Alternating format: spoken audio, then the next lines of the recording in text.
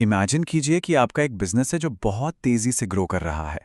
अब एक पॉइंट ऐसा आता है जहां आपको और कैपिटल चाहिए, रिस्क शेयर करने के लिए कोई चाहिए, क्योंकि भाई एक अकेला इंसान सब कुछ तो नहीं संभाल सकता ना। यहीं पर पार्टनरशिप यानी साझेदारी की एंट्री होती है। तो हमारे इस आज के एक्सप्लेनर में आपका स्वागत है, जहां हम पार्टनरशिप अकाउंटिंग के फंडामेंटल्स को डिकोड करने वाले हैं।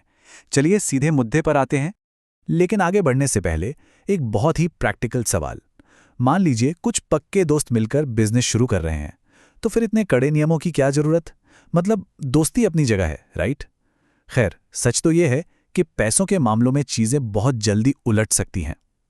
किसी भी बिजनेस के फाइनेंशियल हेल्थ को सेफ रखने के लिए सिर्फ भरोसा काफी नहीं होता, आपको एक सॉलिड बेस चाहिए होता है।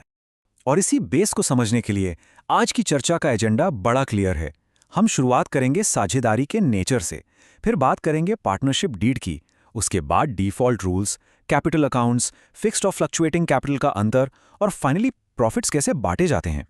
तो आइए फेज 1 से शुरू करते हैं। Nature of partnership. आखिर एक बिजनेस लीगल तौर पर पार्टनरशिप बनता कैसे है? अगर हम कानून की भाषा में बात करें तो इंडियन पार्टनरशिप एक्ट 1932 का सेक्शन 4 इसे बहुत ही साफ शब्दों में डिफाइन करता है। इसके अनुसार साझेदारी उन लोगों के बीच का एक रिलेशन है जो किसी ऐसे बिजनेस के प्रॉफिट्स को बांटने के लिए राजी हुए हैं, जिसे या तो वो सब मिलकर चला रहे हैं या उनमें से कोई एक सबकी तरफ से चला रहा है। ध्यान दीजिएगा, कानून का पूरा फोकस प्रॉफिट बांटने पर है। अगर आप मिलकर कोई चैरिटी कर रहे हैं तो वो पार्टनरशिप नहीं कहलाएगी। इसी डेफिनेशन से इसके 6 सबसे जरूरी फीचर्स निकल के आते हैं। 2 या 2 से ज्यादा लोग, एक अग्रीमेंट, बिजनेस करने का motive, mutual agency, profit sharing और अनलिमिटेड लायबिलिटी। अब इनमें से ये जो म्यूचुअल एजेंसी है ना, ये बड़ा ही इंटरेस्टिंग कॉन्सेप्ट है। ये बिल्कुल one for all and all for one की तरह काम करता है। मतलब हर पार्टनर फर्म का मालिक भी है और एजेंट भी। एक पार्टनर जो भी करेगा, बाकी सब कानूनी तौर पर उससे बन जाएंगे। है ना कितनी बड़ी जिम्मेदारी। चलिए अब बढ़ते हैं फेज 2 की तरफ, द पार्टनरशिप डीड। देखिए, जुबानी वादे अपनी जगह हैं और वो वैलिड भी होते हैं, लेकिन जब आप बिजनेस के मैदान में उतर रहे हैं तो रूल्स राइटिंग में होना सबसे बेस्ट है। इसे ही हम पार्टनरशिप डीड कहते हैं, जो एक तरह से बिजनेस को बचाने वाली शील्ड है। इसमें फर्म का नाम, पता, पार्टनर्स के नाम, किसने कितनी कैपिटल लगाई, प्रॉफिट या लॉस किस रेशियो में बटेगा, इंटरेस्ट रेट्स क्या होंगे और किसको कितनी सैलरी या कमीशन मिलेगी, ये सब पहले से ही लॉक कर दिया जाता है, ताकि फ्यूचर में पैसों को लेकर कोई बहस ना हो। इसे आप अपनी फर्म का संविधान मान सकते हैं। अब आते हैं फेज 3 पर, rules in absence of a deed, यानी वो डिजास्टर सिनारियो जब कोई डीड है ही नहीं। सोचिए, पार्टनर शीट बनाना भूल गए या उन्होंने सोचा अरे क्या जरूरत है।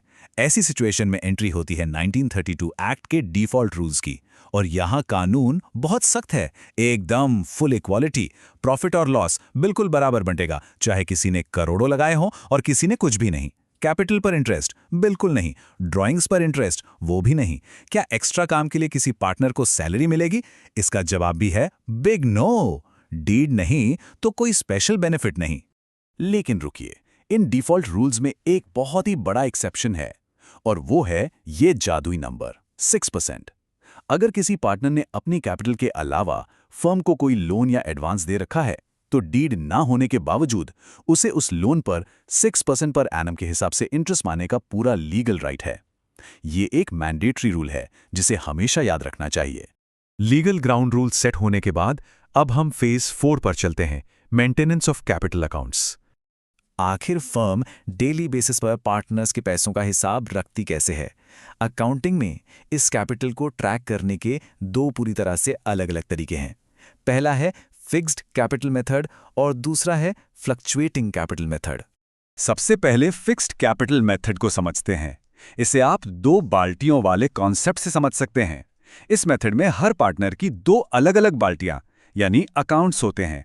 पहली बाल्टी है कैपिटल अकाउंट, जिसमें आपका शुरुआती इन्वेस्टमेंट रखा जाता है और ये बिल्कुल अछूता रहता है, इसका बैलेंस कांस्टेंट रहता है। दूसरी बाल्टी है करंट अकाउंट। रोजमर्रा के जितने भी लेन देन है ना, जैसे प्रॉफिट, इंटरेस्ट, सैलरी या पैसे निकालना, वो सब इस दूसरी बाल्टी में जाते हैं। अब इसके बिल्कुल अपोजिट है फ्लक्चुएटिंग कैपिटल मेथड। ये बड़ा सिंपल है, क्योंकि इसमें सिर्फ एक ही बाल्टी होती है। इसमें केवल एक ही कैपिटल अकाउंट मेंटेन किया जाता है।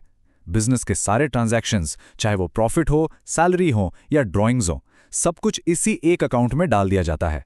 इसका नतीजा, इस एक अकाउंट का बैलेंस लगातार ऊपर नीचे होता रहता है, यानी फ्लक्चुएट होता रहता है। और अब हम आ गए हैं फेज 5 पर, डिस्ट्रीब्यूशन ऑफ प्रॉफिट्स, जिसका हर बिजनेसमैन को बेसब्री से इंतजार रहता है। साल के अंत में ये कैसे तय होता है कि किसकी जेब में कितना पैसा जाएगा? ये पूरा फ्लो 3 सिंपल स्टेप्स में काम करता है। स्टेप 1, सबसे पहले फर्म का ओवरऑल नेट प्रॉफिट या लॉस कैलकुलेट किया जाता है। स्टेप 2, इस अमाउंट को एक खास अकाउंट में ट्रांसफर करते हैं, जिसे profit and loss appropriation account कहते हैं। और स्टेप 3, सारे एडजस्टमेंट्स करने के बाद जो फाइनल अमाउंट बचता है उसे पार्टनर्स के कैपिटल या करंट अकाउंट में डिस्ट्रीब्यूट कर दिया जाता है। अब ये P&L अप्रोप्रिएशन अकाउंट काम कैसे करता है? हम नेट प्रॉफिट से शुरुआत करते हैं। इसमें हम इंटरेस्ट ऑन ड्राइंग्स ऐड करते हैं, क्योंकि वो पैसा फर्म के पास आ रहा है। फिर इसमें से पार्टनर्स की सैलरी, उनका कमीशन और कैपिटल पर इंटरेस्ट माइनस कर दिया जाता है, क्योंकि ये सब फर्म के खर्चे हैं। ये सारे प्लस माइनस करने के बाद जो असली प्रॉफिट बचता है, बस वही वो पैसा है जिसे एग्रीमेंट वाले रेशियो में पार्टनर्स के बीच फाइनल रूप से बांट दिया जाता है। तो जब सब कुछ बढ़िया चल रहा हो तब तो अकाउंट्स ऐसे ही मेंटेन होते हैं। लेकिन जरा सोचिए, क्या होगा अगर कोई पार्टनर अचानक रिटायर हो जाए या फर्म को ही बंद करने की नौबत आ जाए? तब इन इतने जतन से बनाए गए खातों का क्या होगा? एक पार्टनरशिप का रूप हमेशा बदलता रहता है, और यही चीज अकाउंटिंग के अगले चैप्टर्स को और भी ज्यादा रोमांचक बनाती है। आज के इस विश्लेषण में हमारे साथ जुड़ने के लिए बहुत बहुत धन्यवाद।